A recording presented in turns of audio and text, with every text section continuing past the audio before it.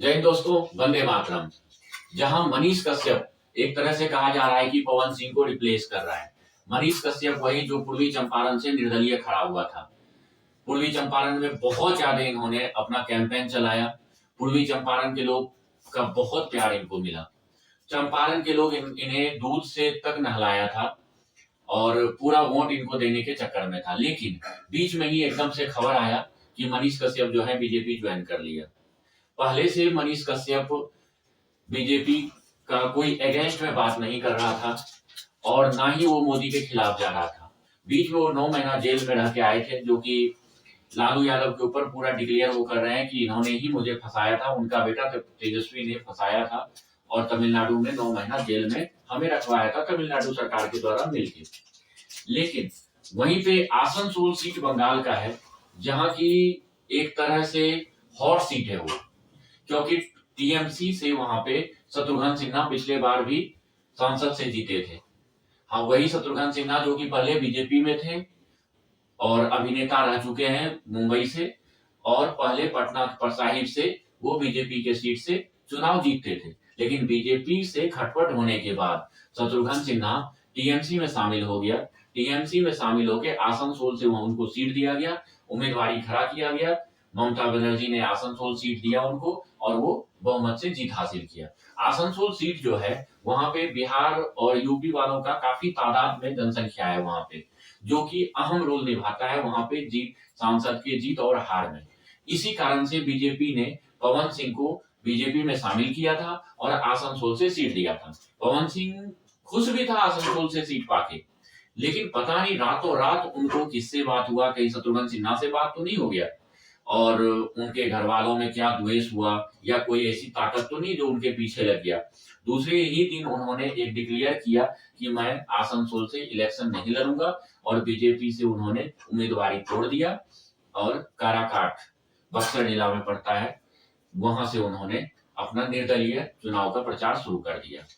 लेकिन इसका काट ढूंढ रहे बीजेपी को लास्ट में मनीष कश्यप दिखाई दिया। मनीष कश्यप पहले एक बहुत बड़े यूट्यूबर थे, जिनका की फैन फॉलोइंग 90 लाख 98 लाख मतलब बहुत ज्यादा यूट्यूबर के नाम से है। लेकिन अब वो बीजेपी के सदस्य हैं, कैंडिडेट हैं और वो सांसद से आसनसोल से खड़ा होने वाले हैं। आसनसोल से तो वो खड़ा हो जाएंगे और एक तरफ शत्रुघ्न सिन्हा एक बहुत बड़े कद्दावर नेता और अपने शख्सियत जो है पहचान के लिए मोहताज नहीं है, क्या उनको हरा पाएगा मनीष कश्यप? लेकिन मनीष कश्यप का जो ढंग चाल देखा जा रहा है उससे ये लग रहा है कि कांटे का टक्कर तो देगा ही देगा वहां पे, और साथ में बीजेपी का मोदी चेहरा है, हो सकता है ये जीत भी जाए।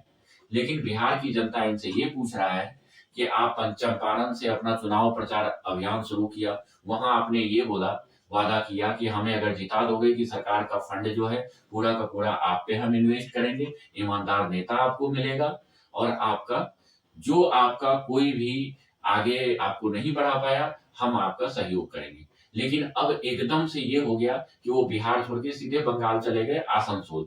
तो कुछ जनता ये निगेटिविटी भी फैला रहा है कि अब बिहार का वो तरक्की नहीं करेंगे, बंगाल का तरक्की करेंगे। लेकिन ऐसा नहीं होता है सांसदी में। सांसद आप कहीं से भी बन जाए, आप किसी भी क्षेत्र का आप कर सकते हैं उन्नति। जो विधानसभा का जो होता है इलेक्शन, उसमें जिस स्टेट से आप लड़े हैं, जिस स्टेट से आप चुनाव जीते हैं, सिर्फ उसी स्टेट का उन्नति कर सकते हैं। लेकिन जो सांसद में होता है, आप कहीं से भी खड़ा हो, भारत के किसी भी क्षेत्र से आप जीत सकते हैं।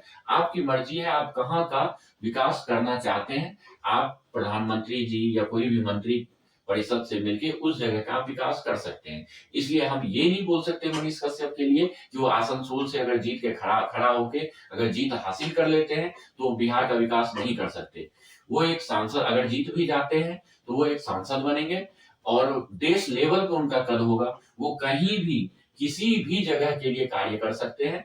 जैसे बड़े बड़े सांसद अब महाराष्ट्र का है, वो बिहार में फंड देते हैं, बिहार में वो चुनाव के लिए प्रचार करते हैं और वहां पे प्रोग्रेस करते हैं, रोड बनवाते हैं, जो भी मिनिस्टर होता है वो करते हैं, क्योंकि वो केंद्र शासित के लिए है। और मनीष कश्यप भी केंद्र का ही लोकसभा का चुनाव लड़ रहे हैं, वो जीत सकते हैं। लेकिन अभी वहीं पे क्या है, पवन सिंह जो है, पवन सिंह को एक तरह से करारा तमाचा लगा है। क्यों? क्योंकि उन्होंने वहां से लड़ने से मना कर दिया था। मुझे ऐसे लगता है कि शत्रुघ्न सिन्हा जी से उनका बात हुआ था और शत्रुघ्न सिन्हा जी ने उनको नहीं लड़ने पे मना लिया था, क्योंकि दोनों के दोनों फिल्मी जगत से ही आते हैं। और अब इनके पास कोई ऑप्शन नहीं था, क्योंकि बीजेपी पवन सिंह को बोल रहा था कि आपको अगर लड़ना है तो हम आसनसोल से ही लड़ा सकते हैं, अगर आप इसके अलावा हम आपको सीट नहीं दे सकते कहीं से भी। लेकिन पवन सिंह चाहता था कि उन्हें आरा से सीट मिले, जिसके लिए उन्होंने साफ मना कर दिया था बीजेपी ने। फिर भी पवन सिंह जो है निर्दलीय खड़ा हुआ और अपना इलेक्शन का कैंपेन धड़ल्ले से कर रहा है। वहीं मनीष कश्यप जो चंपारण से अभी तक नॉमिनेशन नहीं किया था, सिर्फ प्रचार कर रहा था। उन्हें ऐसा लग रहा था कि मनोज तिवारी जो उनके संपर्क में थे, वो बीजेपी का उम्मीदवारी से खड़ा करेंगे उसको, इसलिए उन्होंने नॉमिनेशन नहीं कर रखा था। और सेम कहानी वही हुआ, उनको बिहार से उठा के आसनसोल से टिकट मिल गया और आसनसोल से वो टीएमसी के नेता शत्रुघ्न सिन्हा के विरोध में खड़े होंगे। और ऐसा लगता है अगर बीजेपी का अच्छा कैंपेन वहां चल रहा है, आज योगी जी भी वहां पे गए थे, तो वहां से मनीष कश्यप जीत सकते हैं।